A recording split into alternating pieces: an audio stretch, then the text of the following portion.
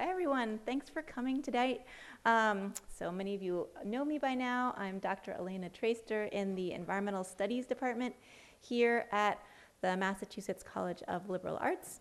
And this is our spring semester Green Living Seminar. We're focusing on the theme Nature and Spirituality. All of these presentations are free and open to the public. They take place here in the Feigenbaum Center for Science and Innovation, room 121.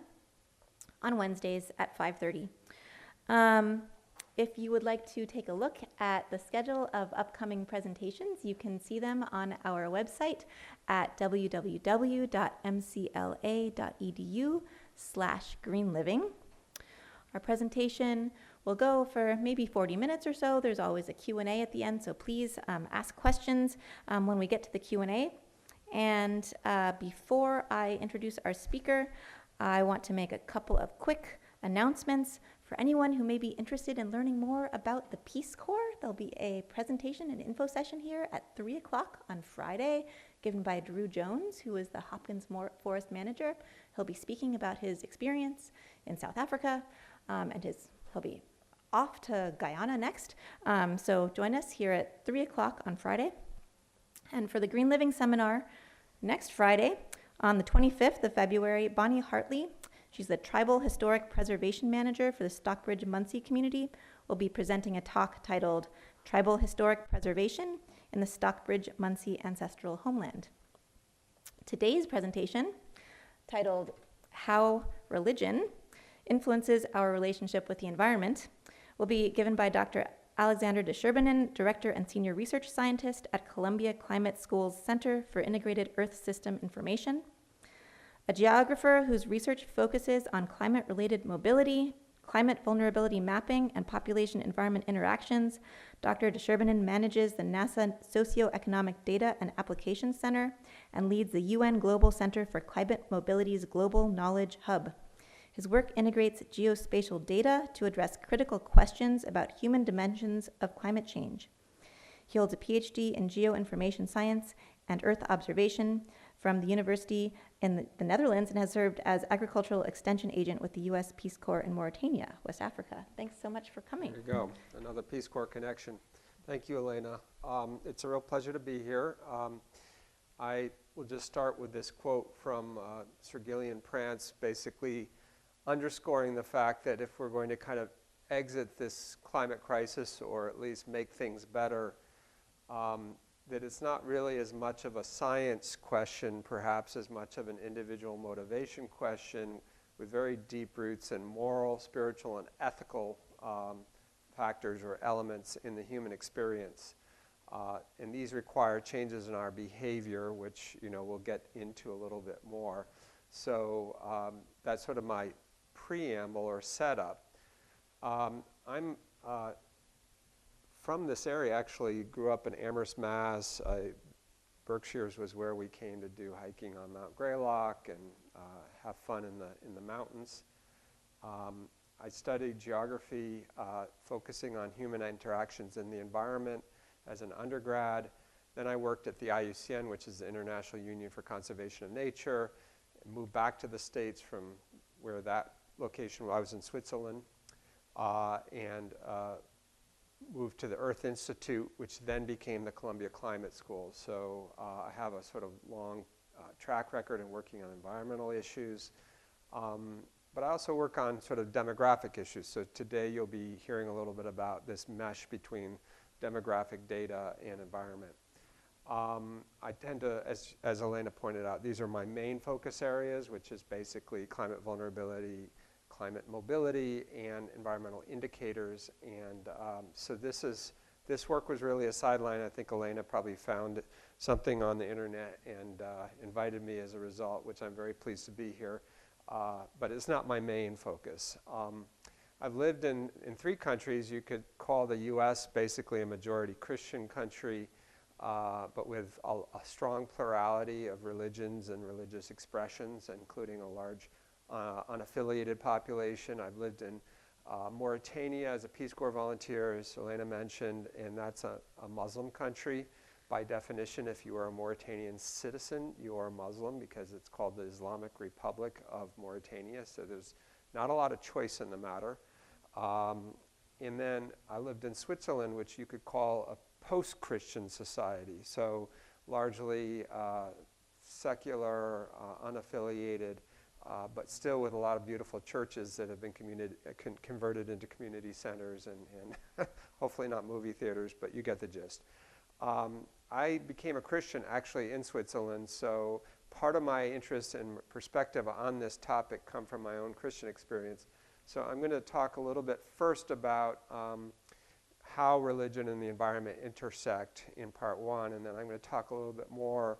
I'm not going to try to be, well, we call it Christian apologetics in a sense, so maybe I'll be apologizing a little bit for a Christian's abysmal track record in some areas, at least the way the public perceives Christian beliefs around the environment, and so I'll be talking a little bit about that to round out my presentation. So here's part one.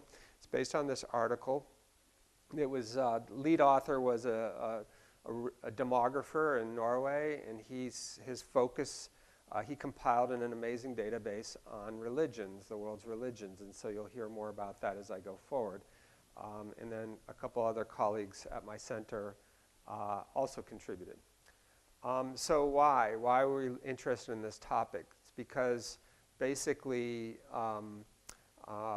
human behavior, attitudes, and consumption patterns, all these things are heavily influenced by religious, religious affiliation. And so they'll also, these things will play an important role in climate adaptation and mitigation. So our focus today is largely on the climate side of things, a little less on the larger environmental questions. The response to the climate crisis can be either helped or hindered by religious beliefs and sort of psychological barriers, constraints related to culture and values and beliefs. Changes in the distribution of religious affiliation contribute to shape how environmental problems or risks are perceived and influence which policy responses are plausible. So, not all policy responses will be viewed as equally acceptable. If you live in the U.S. And you think beef consumption is your God-given right or whatever, you're less likely to adopt a vegetarian diet, perhaps. Again, I eat meat, so I'll be first to confess that I'm also a bit of an omnivore, but just to say that there are ways in which these things play out. And then finally, religion can affect societal vulnerability to climate change. So vulnerability is the propensity to be harmed by climate risk, climate factors. So these are some examples of things. On the right side, we have the Hajj. A few years ago, there was a major heat wave during the pilgrimage. This is one of the 5 pillars of Islam. And so if you're well off enough, you should make the Hajj at some point during your lifetime. It's considered an obligation if you have the means to do it. And of course, dress, could be an issue if you have to dress conservatively. With a hijab in a heat wave, that could be an issue for heat susceptibility, susceptibility to harm from heat. If you are, religion sort of requires a certain type of dress, perhaps, and you have a major flood, your ability to swim or be able to get out of that flood, if you have long flowing garments, could be an issue. And then there are, cultural constraints to things like teaching young girls to swim. Swimming might imply you have to strip down to a certain level to get in the water, and that just may not be culturally or religiously acceptable in some contexts. And we've seen massive numbers of deaths on the Mediterranean for migrants who are trying to get across to Europe, and a lot of those people are unfortunately women and children, and they just don't know how to, they've never learned to swim, and it can be very dangerous. So prior findings suggest that people guided by normative goals are more likely to acknowledge environmental problems and are more inclined to assume responsibility in terms of environmentally and friendly behavior. So this is just a summary of some of the research. Religion is associated with a greater willingness to pay for environmental protection and fewer conflicts in doing so. Another study found that more religious people are more likely to donate to ecological causes. Individuals who adhere to religious belief systems such as doomsday or end times theologies may be less likely to support efforts to address climate change or environmental protection, especially if it's all going to be burnt up to a cinder, in the end times. And I'll talk a little bit more about that later in part 2. Religion influences a lot of things relevant to the environment. Some of these things, are things you've addressed in class. It'd be interesting, to hear a word or two from some of you about what you've read about. But consumption patterns, Hindus believe strictly in a vegetarian diet, and so Buddhists may be more ascetic in some cases. This sort of route to God being through denial, self-denial. Fertility patterns may be higher in some cultural contexts and religious contexts. The highest fertility rate ever recorded in the world was among the Hutterites, where average fertility was about 12 children per woman. This was actually a Christian religious sect. And so, there are some precepts and certain. I lived in a highly religiously Orthodox Jewish community in New York State among the Hasidics, and the Hasidics have some of the highest fertility rates, in the U.S. as well. Typical family size of 6 or 7 kids minimum. Political preferences may be dictated in part by your religious affiliation. It's true that in many countries of the world, religious affiliation may in some ways influence who you vote for and what you do in terms of if it's a democracy, for instance. Education levels. Have you ever heard of Boko Haram? Has anyone heard of that group in northern Nigeria? It's a group in northern Nigeria that is Islamic in its roots, but they basically have rebelled against what they call Boko, which is essentially book, but it's book learning from Western teaching. So haram means forbidden in Arabic, so it's basically books or Western education should be forbidden. And so they have a very strict belief that you should not go, apart from going to a madrasa to study the Quran, you should not get educated. There's a lot of religions that have kind of underpinnings of fatalism. God willed it. Those people died in the flood because Allah, didn't protect them. And again, that's not to pick on Islam per se. There's a lot of fatalism in other religions as well, where you just sort of say, well, what are you going to do? And you kind of blame it on the gods.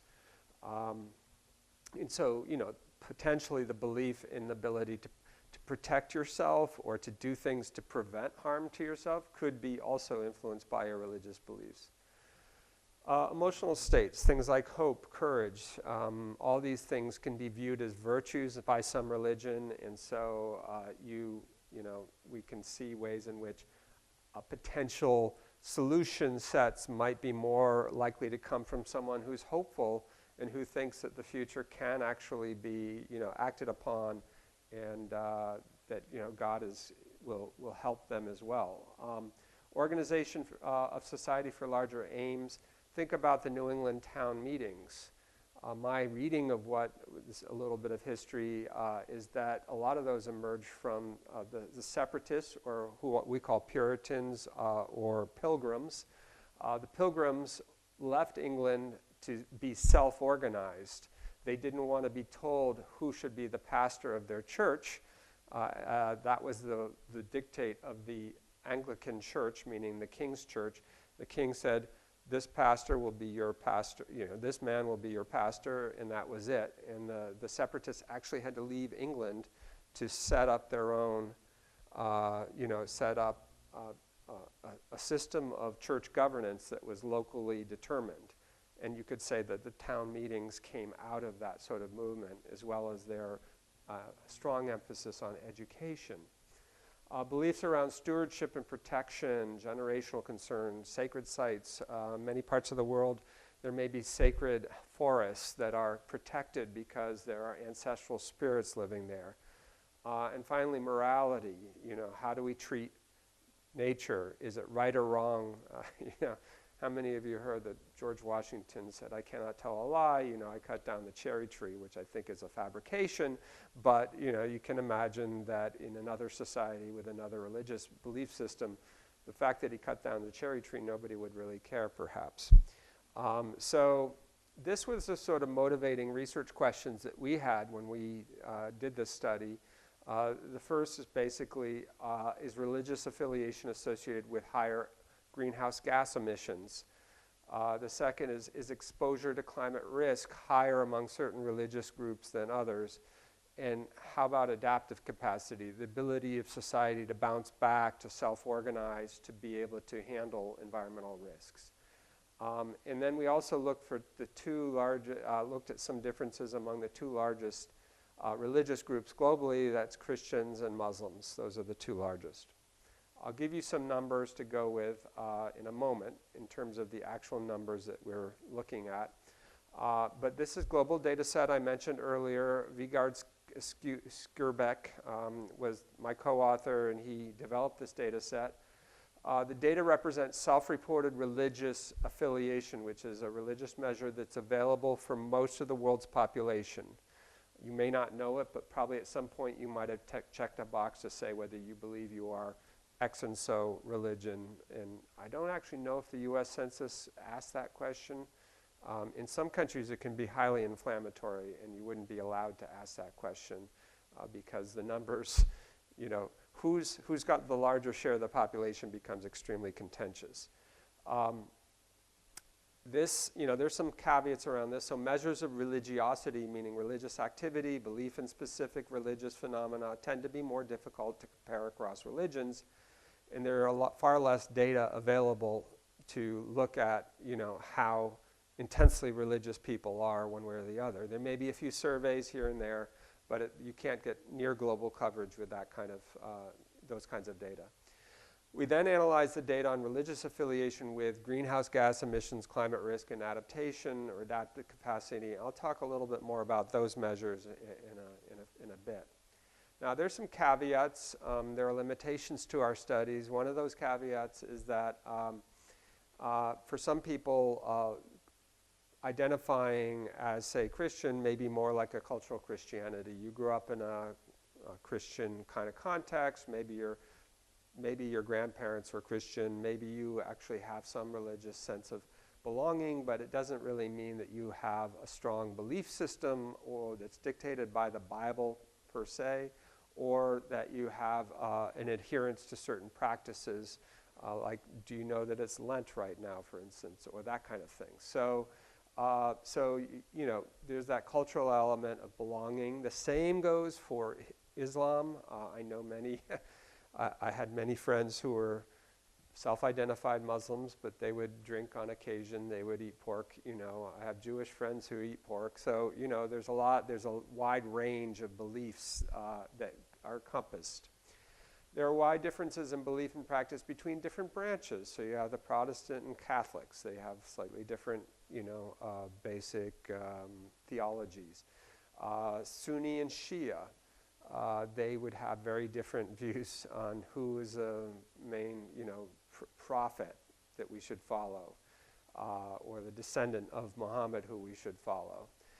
Liberal versus Orthodox Jews. I mentioned my neighbors when I lived in suburban New York, and they, the Orthodox Jews that I lived among in the Hasidim lived very different lives from my secular Jewish friends who I work with at Columbia University, who basically self-identify as Jewish, but so you get the point.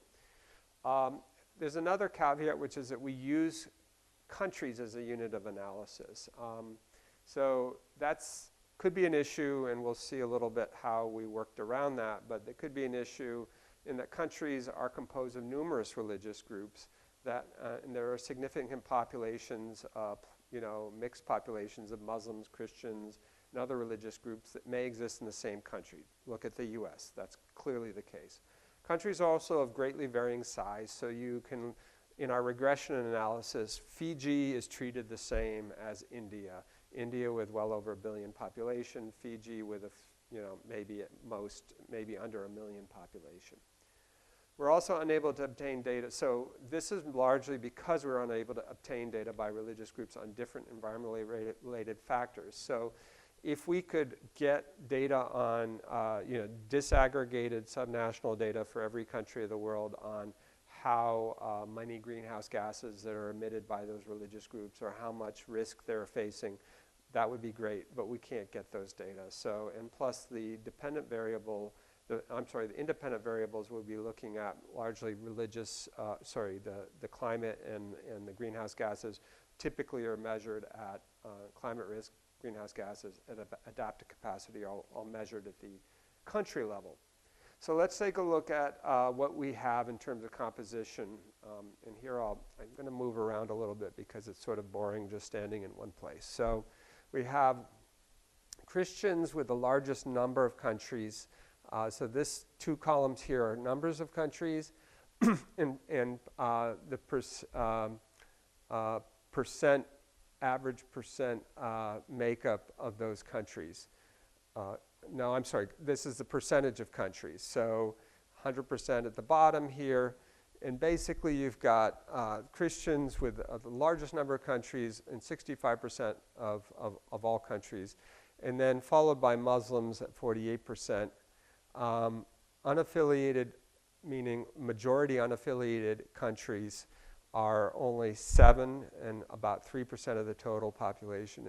And Hindus are 3 countries with 1% of the countries that are represented. In terms of population, things are a little different though. So Hindus, you have a very large population that is largely reflective of the fact that India is a majority Hindu country.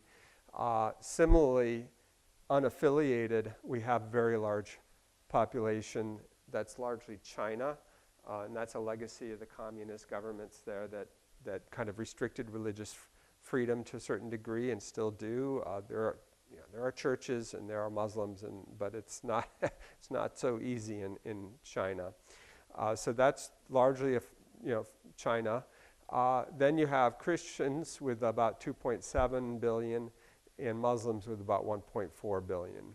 So those are sort of the majority populations by, this is again taking percentage of population, in this case, by country in each religious group and sort of multiplying that out to come up with totals.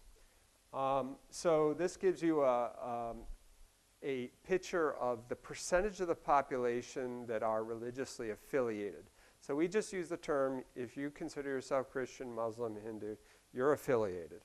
If you can, and even if you're animist or you practice, some of the kind of lesser known religions in the world, I forget what the folk religions is the term they use here on the row 3, which is a very small percentage of the world's population.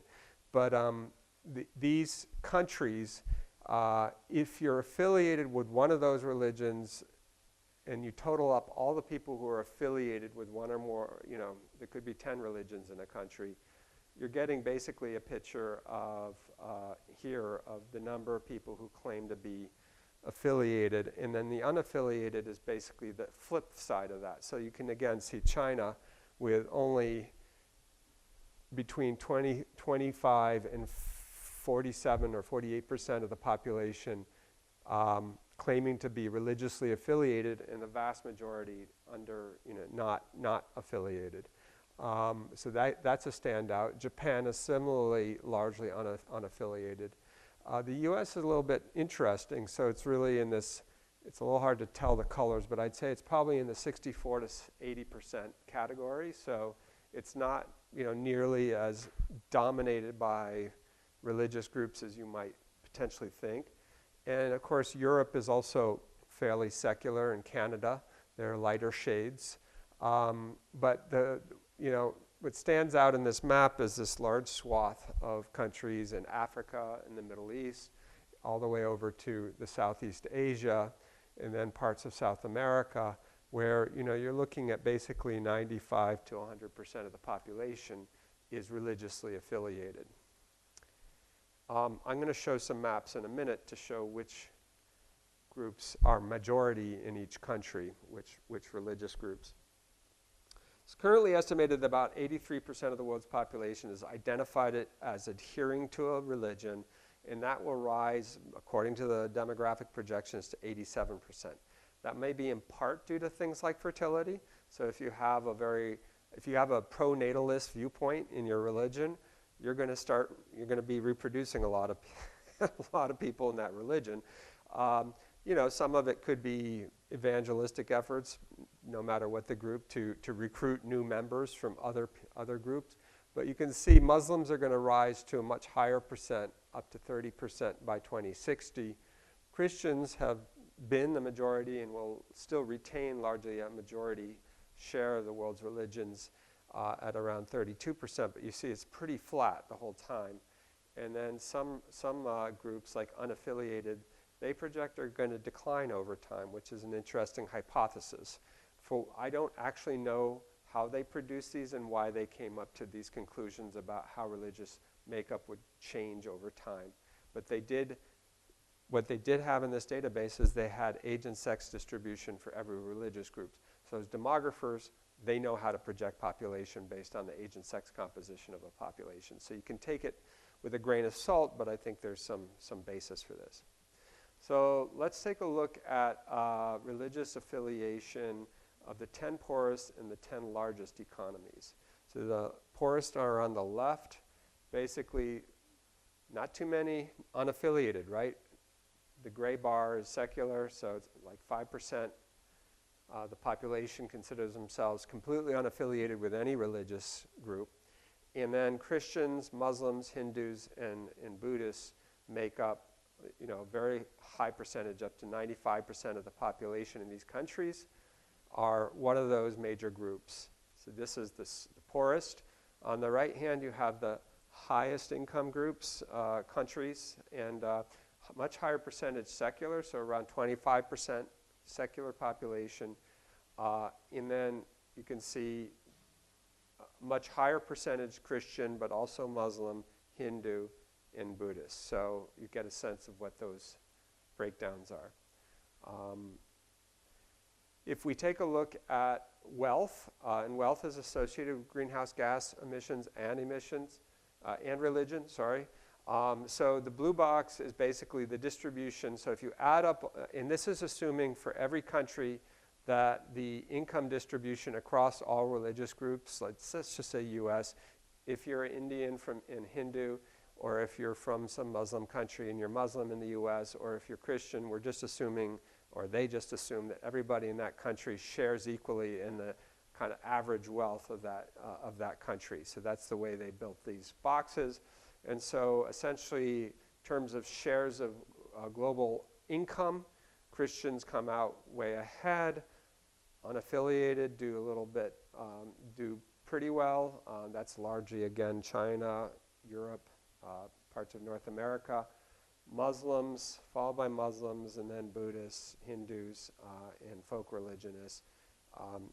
This is other religions, and Judaism is down here, which is a very small fraction of the world's population. So it's not that the Jews are poor, it's just that they have a much smaller fraction of the global population, right? That would largely be Israel, I think, in this case. All right, so greenhouse gas emissions and majority religion. The darker the shade, the higher the greenhouse gas emissions in this case. So what we're looking at here is, first of all, just the colors represent different majority religions by country.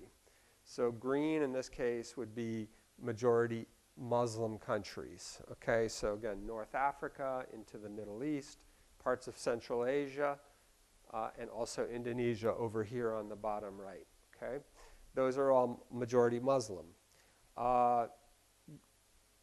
Reddish colors or hues are basically majority Christian. That's all of the Western Hemisphere, most of Sub-Saharan Africa, and pretty much all of Europe and into Russia and in the Eastern European countries and Australia down here. And then you have Buddhist countries, which are brown, and they tend to be Southeast Asia and Mongolia. And the unaffiliated is a little maybe hard to make out, but it's China, and that's a majority, as well as, I'm reading this as Czech Republic. So you see the gray, maybe it's hard to, that's Czech Republic there. And then I think that's Estonia, and there's just these tiny little countries that are majority unaffiliated in Europe. But basically what you see here in a sort of at a glance is that a lot of Christian countries are very big emitters of greenhouse gases. I'm not a big fan of this scale because it stops at 209 and then it goes up to 11,000 metric tons. I think that's total greenhouse gas emissions, not per capita, but total greenhouse gas emissions by country. And so, you know, India has a very low per capita emissions, but it comes out as very dark because it emits a lot of, it burns a lot of coal, and so they have very high greenhouse gas emissions. It's also just a large country. Anyway, this gives you a little picture of sort of how these things work out. Here, I don't like putting large, confusing tables up in presentations, but I'm going to do it anyway. And so this is just so you can get a read on this. Basically, at the bottom, the percentage of the population that's religiously affiliated, as that goes up higher and higher, these are all statistically significant findings here. So everything that's in gray is statistically significant. So as the percentage of the population that's religiously affiliated goes up, the greenhouse gas emissions go down. And so that's basically, I would say, largely an artifact of this large sub-Saharan African population that's majority Christian, right? High percentage, plus some of these Muslim countries that are also low-emitting countries, like Indonesia perhaps is not that high emitting. So basically, as percent religious affiliation goes up, greenhouse gas emissions go down. And the same with energy use, it also goes down. And the largest religious group, that's basically kind of a shorthand for saying if you have a high share of one religious group, then that's like the plurality of the population is, you know, the higher the percentage share of that one religious group, whether it's Christian, Muslim, or whatever. If the share goes down, you're going to basically have a more pluralistic society with a more mix of religions. The share goes up, it's going to be much more dominated by one religion. So as the share of the largest religious group goes up, again, the greenhouse gas emissions and energy usage goes down. Hopefully that's reasonably clear. Let's flip the equation now and look not just at who's emitting and who's maybe causing the problem of climate change, but let's look at the issue of climate risk and religious affiliation. And this is a world risk index developed by a German group.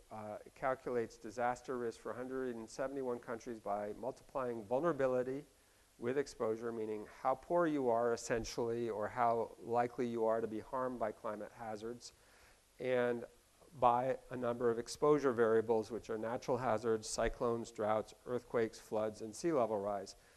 Most of these are, in fact, not geophysical, so these are not typically earthquakes. Some of it's earthquakes, but it's really much more related to the climate risks. And what you see here is a few countries with just extraordinarily high risk. Some of it's seismic, so you have high seismic risk in Chile, but this is really cyclones predominantly in Central America. Cameroon, I'm not so certain what's going on there. It's probably drought. All these countries here in the darker hues have a higher risk score. So the darker the shade, again, the more risk. Madagascar, probably a function of drought, and possibly cyclones as well, because they get a cyclonic effect there. So this is sort of a picture of which countries have the highest risk, again, by religious affiliation. Adaptive capacity is measured by something called the Notre Dame Global Adaptation Index, which is a country-level index produced by Notre Dame University, and it summarizes a country's vulnerability to climate change and other global challenges in combination with its readiness to improve resilience. So the higher the score, the better. So in this case, unlike the risk index where high is bad, in the Global Adaptation Index, high is good. You want to be in that darker shade of color. And so what you see is, not totally surprisingly, you see basically a bunch of well-off, high greenhouse gas emitting countries that are also have very good adaptive capacity. So they have good governance systems. People are generally well educated. There's healthcare. There's FEMA or other emergency management agencies that are there to help you if you're in distress, evacuation procedures, all those things that make countries more adapted to climate risk. And again, you see it by religious group, and so I would say majority Christian countries, particularly in North America and parts of Europe, have, generally speaking, much better adaptive capacity. But countries of Africa, except for Southern Africa, are generally much lower adaptive capacity. So let's see how that plays out by all religions. So this is the share of the largest, I'll start with the religious affiliation of any group. So the higher the religious affiliation of any group, we see two statistically significant variables and one that's not. Water stress is not correlated at all, or not highly correlated, but the higher the percent religious affiliation of a country, the higher the risk and the lower the adaptive capacity. So basically, as religious affiliation goes up, high risk, low adaptive capacity. And this is pretty significant, both statistically significant and you've got a pretty big effect. The share of the largest religious group is typically, so this is again, do you have a more pluralistic society or not? I'll just point out that more pluralistic societies typically have greater adaptive capacity. So if the share of the largest religious group goes up, the adaptation ability to adapt goes down. So the more, if you have many more religions and it's split among many different religious groups like America, e pluribus unum, out of many come one, you get a more adaptive society. And this, in general, kind of follows what we would understand about resilience, is that the more variety you have in ecosystems, the more variety you have potentially in human systems, the more likely it is that your society will be resilient, will be able to withstand changes. So let's go ahead and look at by Christian. So again, we're going to focus down here on the share. We'll start with the religious affiliation of any group. So just among Christian majority countries, the higher the percentage that is Christian in that particular country with high religious affiliation, the more at risk they are, the less their adaptive capacity, and the higher their risk. Okay, so it similarly follows the majority of the all religious measure, but this is just for Christian countries.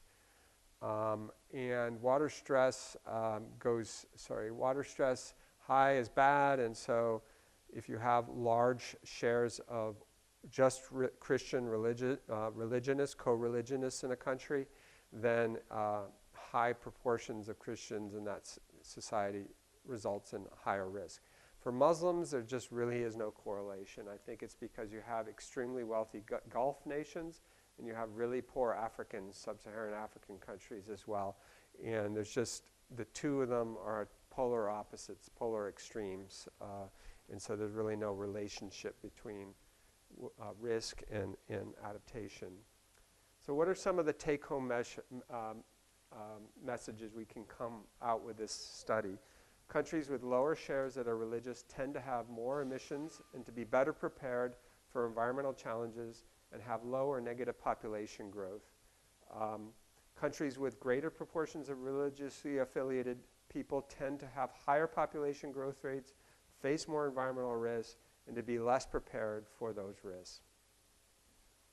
So you could say, in a way, the people on top are causing the problem for the people on the bottom, in a way. Where the high emitting, low religious environments are, the more secular environments tend to be emitting more and are also causing more problems for those higher percentage religious observing countries. The lowest level of energy use per capita observed among the Hindu-dominated countries, and the lowest climate change adaptive capacity are found among the countries with Muslim and Hindu majorities. So these are a few of the take-home messages.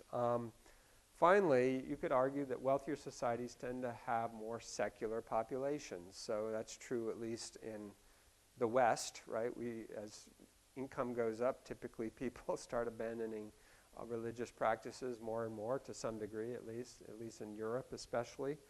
But part of the solution to addressing climate risk and lack of adaptive capacity may be to become wealthier. So it may be that religion's not that much of a factor here, although we controlled for things like wealth, but it's, that therefore, being more wealthy basically helps you withstand more of the stresses that climate change will engender. But it's not necessarily the case that we need to become more secular, right? So let's talk a little bit about some perceptions and misperceptions in Christian communities about our role in the environment. Here's another quote just to lead things off. Environmentalists need to tap into the creative worlds of myth-making, even religion, not to better sell narrow and technical policy proposals, but rather to figure out who we are and who we need to be. This is from two, I believe, secular economists. So they weren't writing as religious advocates. They were writing. Nordhaus is a Nobel Prize winning environmental economist. But they were basically arguing from this perspective that, we actually need to look at ourselves and understand who we are. And religion can be a path to better understanding yourself. Know thyself, right? God created so this is a sort of Christian mandate that I wanted to just put forward, and I'd be happy to discuss and maybe debate, if you like, a little bit whether this is your perception as well. But the Genesis narrative says that God created the earth and declared it very good. So God was happy with this creation. He did it in 6 days, and then he rested on the 7th and took pleasure in it. The Psalms basically tell you, and a lot of other parts of the Bible basically says the whole caboodle, everything, the kit and caboodle is God's. It's, there's no part on earth or even in the heavens that's not God's. And so he owns it all. And so we were placed on earth, according to the Genesis account, as stewards of the environment, and we're intended to be good stewards, people who would take care of the earth. However, a problem arose. There was sin. Some of you know the biblical account of Adam and Eve and eating the apple. Whether you believe it's real or it's a metaphor, it's not terribly important to me. But the idea is that something is deeply wrong in both our humanity and in our society and in the way we treat one another and how we wouldn't lock our doors at night, basically, if sin was not a prevalent fact of our lives, right? And we see many people being affected by, quote unquote, man's inhumanity to man, and it happens again and again with wars, depredations. So one thing, though, that's clear is that it's not only affecting this sin that entered in through Adam and Eve's fall in the garden, is not only affecting us, but all of creation is suffering as a result of this fall. So it says in Romans that all creation is groaning, meaning literally just like exhausted by humans' constant depredations on the environment. The hopeful remark is that, or the hopeful part of the Christian message is it's not all bad news, is that Christ came to redeem both humanity, but also to redeem all of creation. In Mark 16:15, this is Christ's mandate to the disciples, and he says, go forth and preach the gospel to all creation. He doesn't say only to humans or men and women. He says to all creation. And so there's many other parts of the Bible that talks about the hopeful message of the redeeming influence of Christ coming in and basically paying the price for sin. So where have we gotten it wrong? Well, we have gotten it wrong, and I'm not denying that. One is that in misinterpretation of Genesis 1:28, where we talk about basically being fruitful and multiplying in number and filling the earth and subduing it. And you know, the Hebrew here, you know, you could take it as sort of dominating, but it really is intended to be a term that's translated as benevolent stewardship. It's basically a term that suggests that we should be tending the garden. You know, that was Adam and Eve's original job. They were supposed to name all the animals and then take care of the garden, and we haven't been able to do that. It's not a violent exploitation that the Bible has in mind here.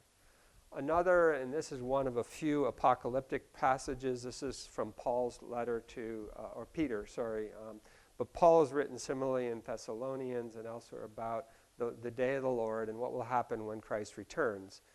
But the idea is here, I'll just read it out loud. By the same word, the heavens and the earth that now exist are stored up for fire, but the day of the Lord will come like a thief, and when the heavens will pass away with a roar, and the heavenly bodies will be burned up and dissolved, and the earth and its works are done on it will be exposed. So all this is going to happen. It's going to go up in a puff of smoke, and many Christians interpret that as basically saying, why should I care whether I drive a huge SUV or I take care, what does it matter if I steward the earth?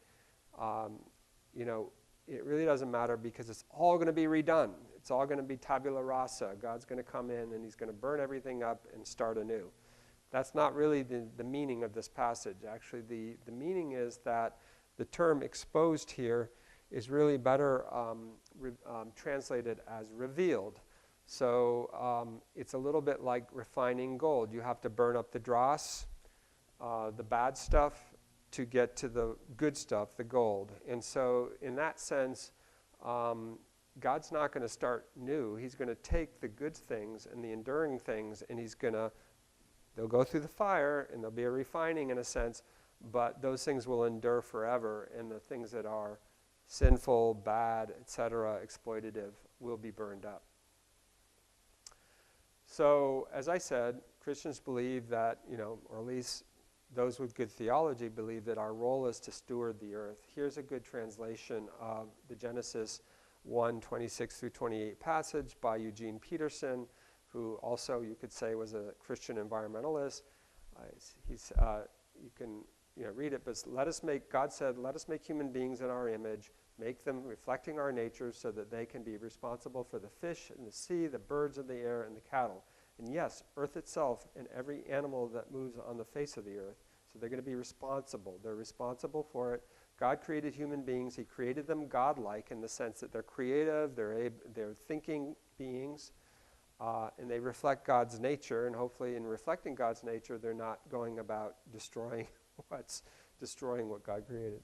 So if if we are in the business of destroying and degrading, we're going to be accountable ultimately when the judgment day comes, when all that burning happens as described in Peter. Differing views however, among Christians on what this actually looks like to steward the earth. Should we all be driving around, or should we be taking public transport? Do you choose an EV versus a gas-powered vehicle? Do you go for flying around the world for exotic vacations because you have the money to do it? There's different views about being back to the land, and I recently read a book that was Planet-Wise, which I take some of these ideas from, and this is a Christian who argues that we should all have some engagement with nature. Anyway, I'm almost done, Elena, so don't worry, I'm getting there.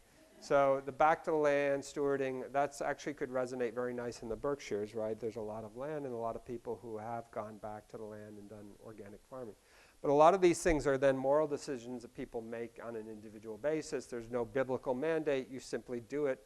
if you feel God is calling you to do it, in essence, as Christians. I just want to contrast very briefly this notion of, the Christian worldview with what I would call the American sort of belief system in techno-optimism that will engineer our way out of the environmental crisis, and will, by putting up enough windmills or building enough solar panels. And these are very much on display out here. I think it's wonderful. Everywhere I go, I see, evidence of the transition, the green transition. I think it's fabulous. But it's a double-edged sword. Like, we talk about technology as if it can solve the problem, but it's also things like AI. Suddenly, we're all, in a sense, having to use AI in the sense that if we do a Google search, you have to opt out, essentially, of Gemini and not choose it. And there are many other areas where AI is just becoming a part of our daily lives. And those things take a lot of energy and water, and maybe you've talked about it in this class. It's becoming a real issue in many parts of the country and also the world, where these data centers are just gobbling up, freshwater resources and energy. And then sometimes you have these great solutions like hydro, or other potential solutions like solar, but you need so much land to have solar panels on that it would be, essentially you'd have to cut down vast forests in order to have enough energy produced. So, I often find myself,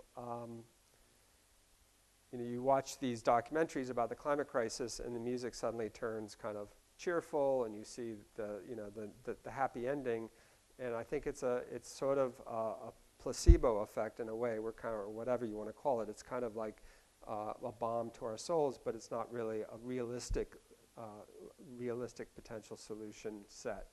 These are just some examples of planetary boundaries and things that are being potentially transgressed, and a lot of these are in part because of our harnessing of technology between climate change and biogeochemical flows. And then finally, I'll just close with this quote: "By themselves, facts mean nothing, prove nothing, and lead to no conclusions. Facts must be evaluated." That is, they must be fitted into a value system. So if I have one take-home message, it's that it's important to examine what your value systems are and what they're based on. So I'll leave it there, and very happy to talk more. There's more I could say about hope, and I'll leave this slide up. But I'd love to hear from you. I'm sorry for going over a little bit.